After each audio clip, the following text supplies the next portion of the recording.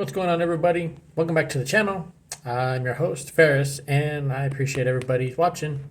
Well, I'm coming to you from the Campus Inn. That's right. This is the first stop where you will be coming to when coming to Prime for your orientation.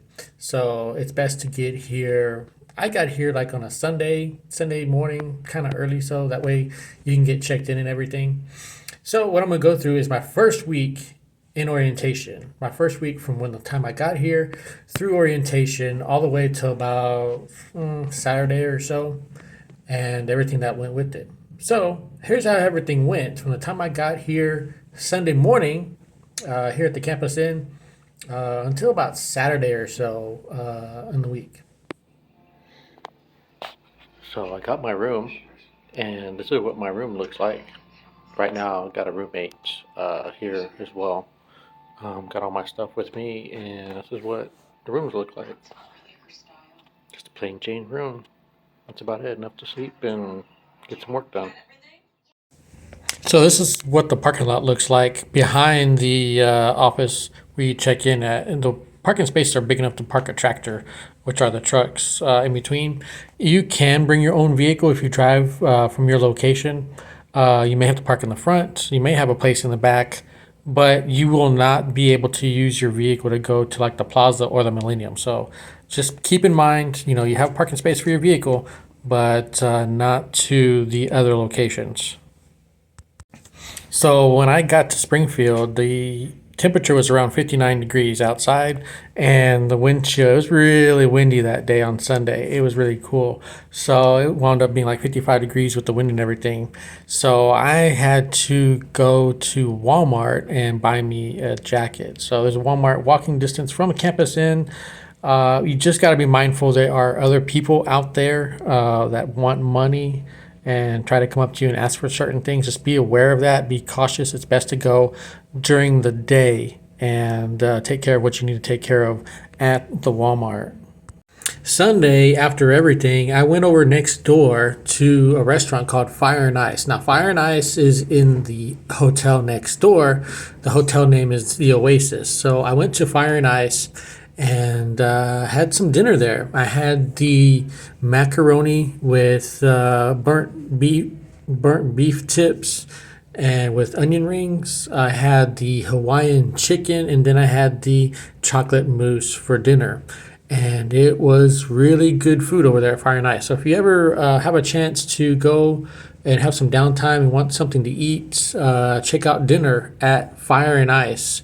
That is next to Campus Inn.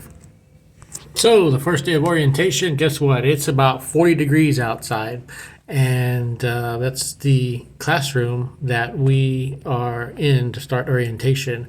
Now, orientation, they give you a food card, as you see here.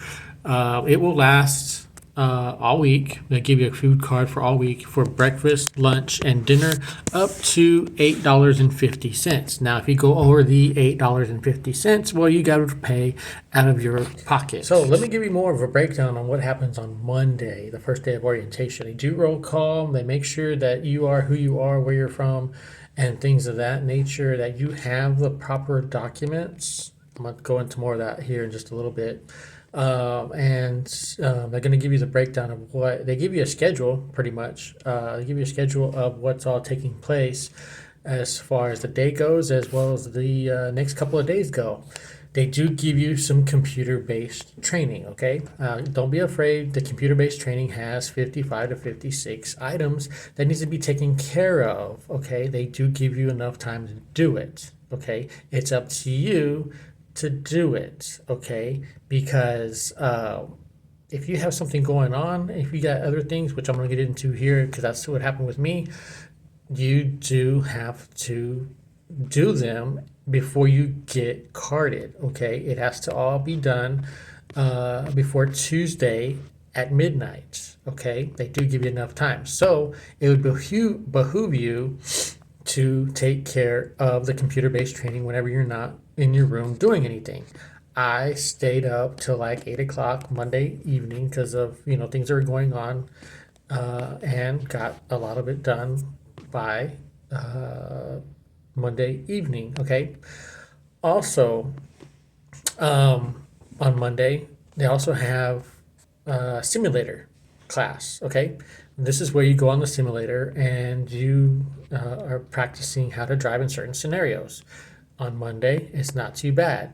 Tuesday, I'll get to the rest of the simulator and how that went. Okay, so Tuesday, Monday, they don't really, they let you test out the simulator, kind of, sort of, and let you drive just in uh, clear weather. Not too much going around you. On straight road and things of that nature. Let's go to Tuesday. Okay, Tuesday, they do roll call again. They go through everything, and make sure everybody is there.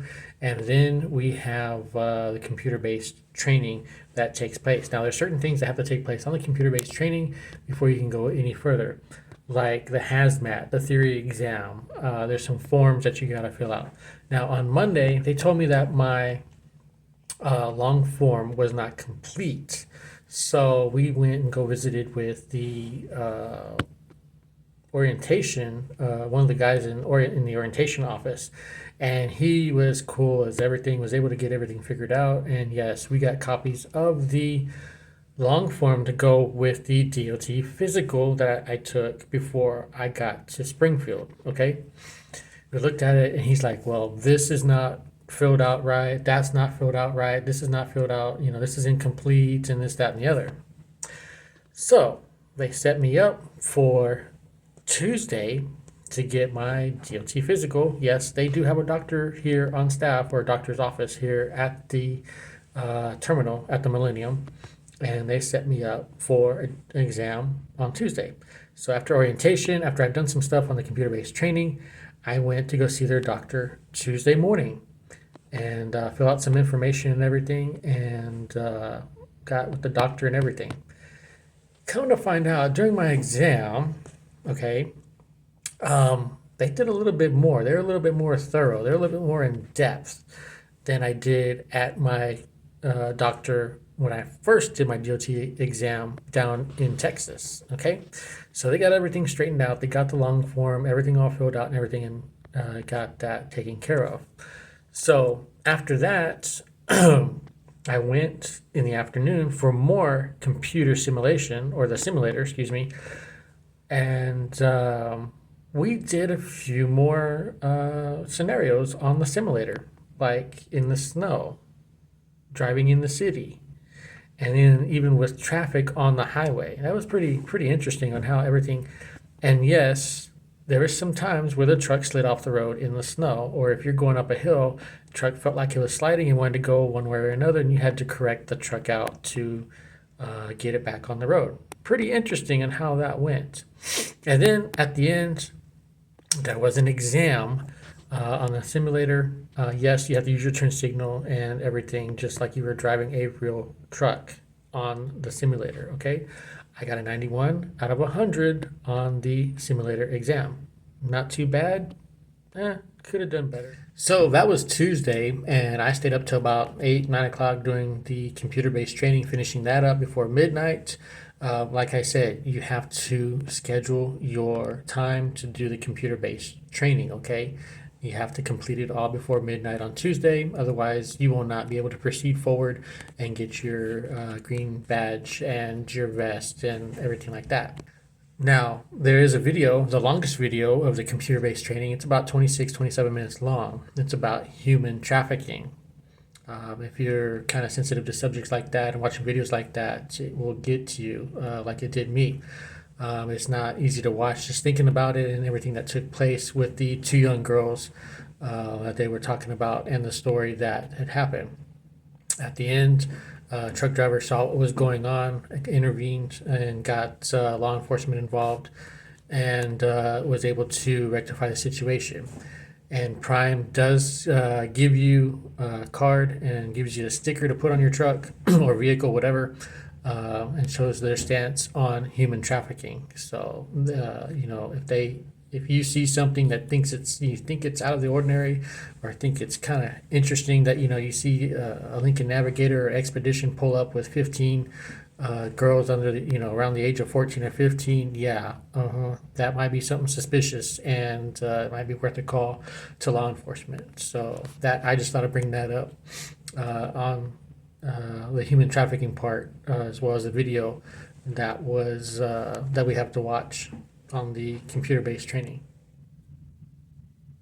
Well, that's about as far as I'm going to go in this video for right now about me arriving as far as orientation and things of that nature up to Tuesday. I know it's been a lot of information up to that point. I do have more videos coming out about orientation, about the first week of orientation, as well as my training on the pad with my trainer and all that. And I'll go into more in depth about that and more videos into that.